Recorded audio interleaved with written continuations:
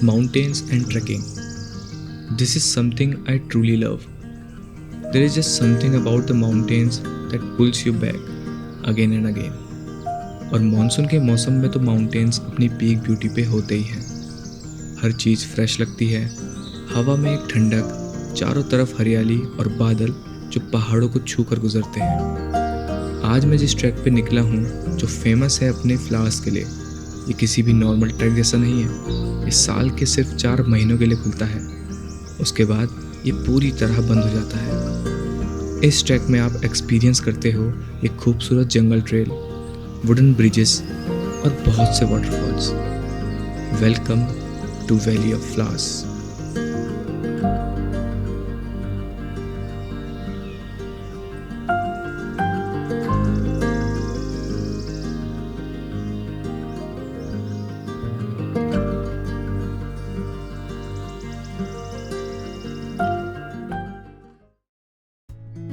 अपने सफ़र के पहले दिन मैं आ जाता हूँ देहरादून से ऋषिकेश।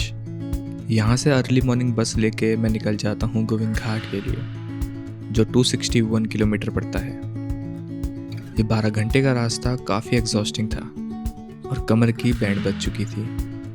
यहाँ पहुँचने में हमें शाम हो जाती है और हमारे पहुँचते ही यहाँ बारिश होने लगती है।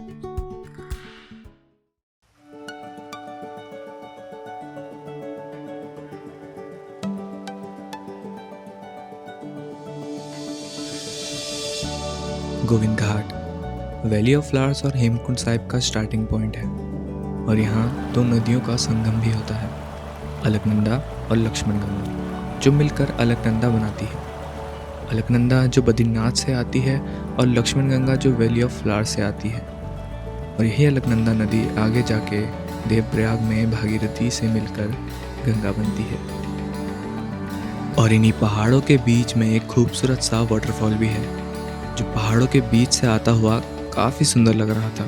ऐसे ही यहाँ और भी वाटरफॉल्स हैं। इन्हीं नज़ारों को देख के थोड़ी थकान तो कम हुई, पर फिर याद आया कल सुबह हमें और भी आगे जाना है। इन नज़ारों को यादों में कैद कर हम आराम करते हैं।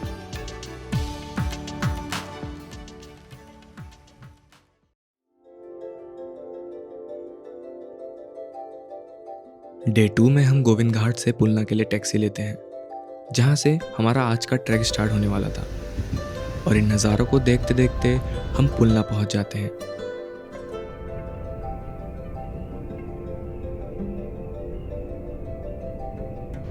आज लकीली मौसम थोड़ा अच्छा था। मैंने ये जगह सिर्फ वीडियोस में देखी थी और आज मैं इस जगह को सामने से विटनेस कर रहा था। For this moment I feel blessed. चारों तरफ हरियाली, पहाड़ों को छूते ये बादल और इन पहाड़ों के बीच से निकलता ये वाटरफॉल, सब कुछ एक सपना सा लग रहा था।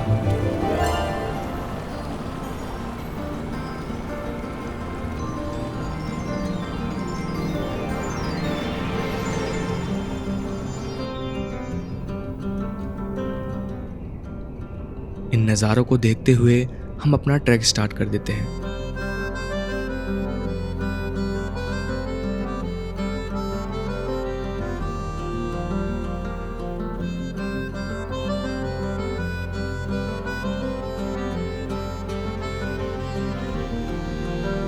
और कुछ दूर चलते ही हमें यहाँ के लोकल्स ने बताया कि वैली ऑफ फ्लावर्स का गेट 2 दिन से बंद है, क्योंकि पिछले 2 दिन से लगातार बारिश होने के कारण वैली का एक ब्रिज टूट गया था। ये खबर सुनकर हमारे समझ में कुछ नहीं आ रहा था। इतनी दूर से हम जिस जगह को देखने आए थे वो हमारे नसीब में है या नहीं। खैर, ये सब हमने अपनी किस्मत पे छोड़ दिया था और हमने आगे का ट्रैक कंटिन्यू किया।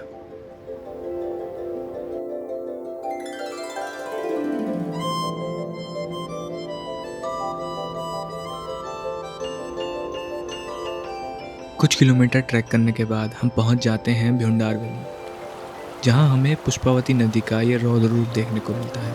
इसको देख के एक ही बात याद आ रही थी, वो ब्रिज जो टूट गया था। ये ख्याल तो इस ट्रैक में हमारे साथ ही चल रहा था। थकान तो बहुत हो गई थी, तो हमने सोचा इस जगह पे थोड़ा रेस्ट कर लेते हैं। यहाँ बैठ के ये पुष्पावती नदी की आवाज़ और हवा में एक ठंडक और चारों तरफ के नज़ारों को देख थोड़ी थकान तो कम हो जाती है, पर इसके आगे का ट्रैक और भी ज़्यादा स्टीप हो जाता है।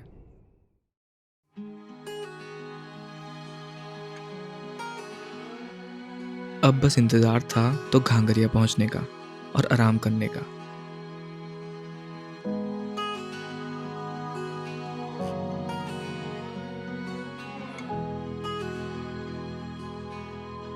कुछ देर ट्रैक करने के बाद हम घांगरिया पहुंच जाते हैं और यहाँ पहुंचते ही बारिश होने लगती है।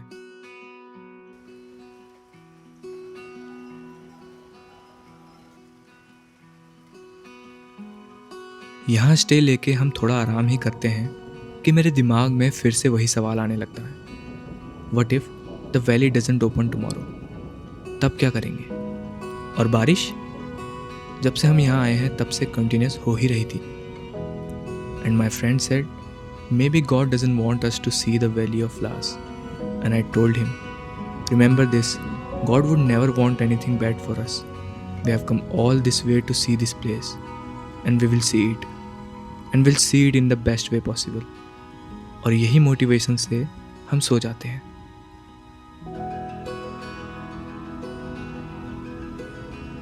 सुबह होते ही मैं सबसे पहले यही पूछने जाता हूँ कि वैली का गेट खुला या नहीं।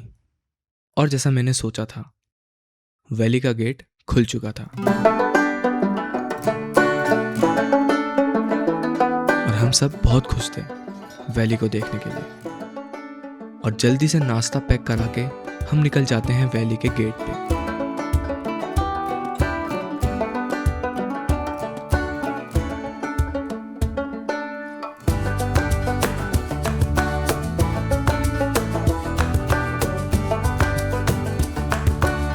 और गेट तक पहुंचने से पहले ही हमें फ्लावर्स दिखने लगते हैं और हमारी एक्साइटमेंट और भी बढ़ गई थी।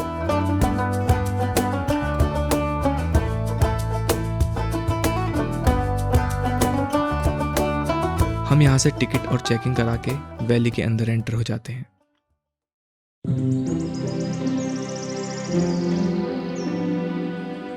तो हमको अभी ये सारे फ्लावर्स देखने को मिलेंगे, बाकी देखते हैं कैसा रहता है सीन। अभी तो आगे चलने और ट्रेल तो बहुत ही ज़्यादा सुंदर है, मज़ा आ रहा है। और एंटर होते ही हमें और भी फ्लावर्स दिखने लगते हैं।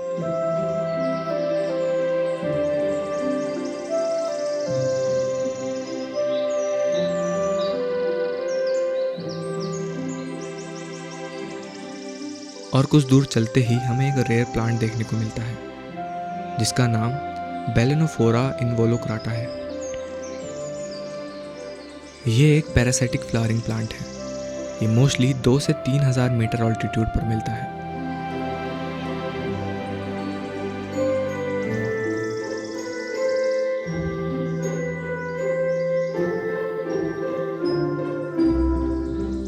ट्रेल तो बहुत ही ज़्यादा सुंदर है, मतलब एकदम पूरा जंगल जंगल और ट्रेल इतनी ज़्यादा खूबसूरत है कि मतलब मज़ा ही आ रहा है। और बहुत सारे हमें स्टार्टिंग में ही फ्लावर्स देखने को मिल गए हैं। बाकी कुछ ऐसा ट्रेल है, देखो बहुत एकदम शांति, बहुत ही सही है। भीड़ तो बहुत है, खैर भीड़ तो उसका तो कोई वो नहीं है, भीड़ तो है, आती रहती रहती है। Let's see. भाई साहब क्या ही ट्रेल है, मज़ा आ गया। देख रहे हो बगल में मस्त नदी, पुष्पावती नदी एकदम अपने एकदम खतरनाक वाले रूप में है। बहुत ही आगे पूरी ट्रेल है, मस्त एकदम पहाड़ पे, बहुत ही प्यारा मौसम है। और आगे जाके हमें पुष्पावती नदी दोबारा देखने को मिलती है और इस टाइम पे ये और भी उफान में थी।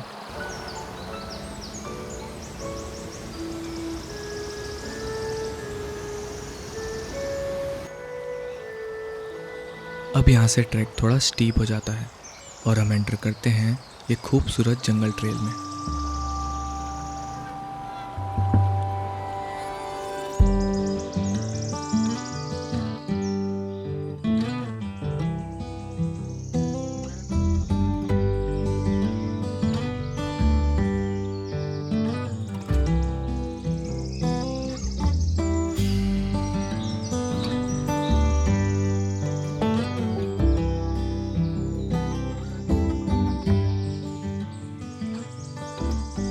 जब तक मैं ट्रैक करके वैली पहुंचता हूं, तब तक मैं आपको इसके बारे में बताता हूँ। ये valley UNESCO world heritage site के अंडर आती है। यहाँ 500 से भी ज़्यादा वैरायटी के फ्लावर्स देखने को मिलते हैं और अगर आपकी किस्मत अच्छी हुई तो आपको स्नो लेपर्ड, ब्लू शीप और रेड फॉक्स जैसे एनिमल देखने को मिल सकते हैं।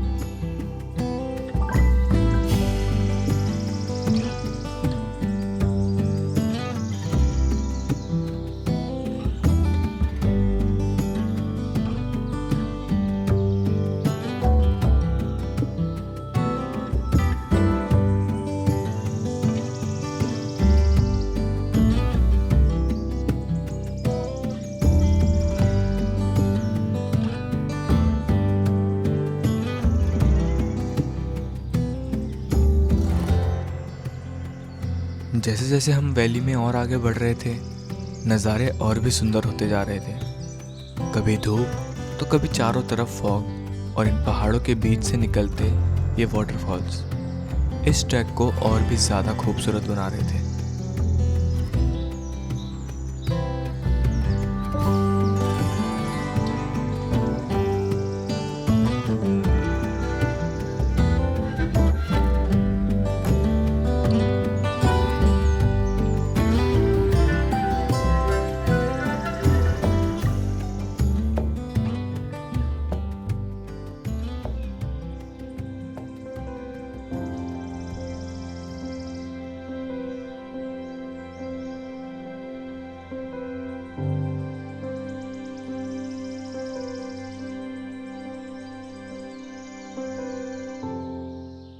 और हाँ, क्या आपको पता है इस वैली का पता गलती से लगा था।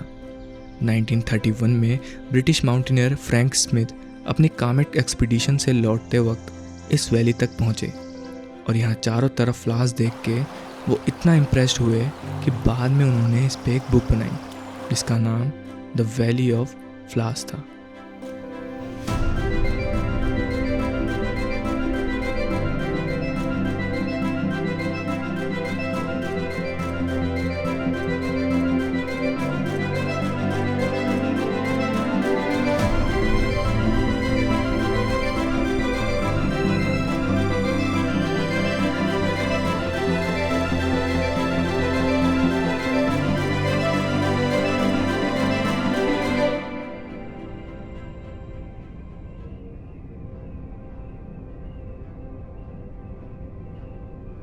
तो फाइनली हम लोग पहुँच गए थे वैली ऑफ फ्लावर्स और काफ़ी ज़्यादा सुंदर लग रहा है।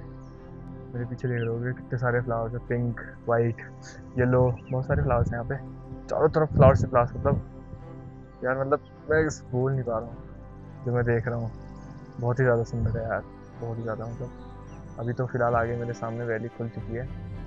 मैंने जितने फ्लावर्स यहाँ देखे शायद ही मैंने अपनी ज़िंदगी में देखे होंगे। इन फ्लावर्स को अपने घर पे उगाना शायद इम्पॉसिबल है। इनको देखने के लिए आपको वैली ऑफ फ्लावर्स ही आना पड़ेगा। एक और इंटरेस्टिंग बात है इस वैली के बारे में, ये हर हफ्ते अपना मूड बदलती है। कभी वाइट, कभी ब्लू, कभी येलो तो कभी पिंक। मैं जब यहाँ गया था तो ये वैली पिंक दिखाई दे रही थी। चारों तरफ पिंक फ्लावर ही दिख रहे थे और बीच बीच में रेड, ब्लू और वाइट कलर के फ्लावर्स भी नज़र आ रहे थे। अब इस वैली को ज़्यादा एक्सप्लोर नहीं कर पाया क्योंकि हमें 5 बजे से पहले वापस घांगरिया पहुंचना था, वरना फॉरेस्ट डिपार्टमेंट वाले फ़ाइन लगा देते हैं।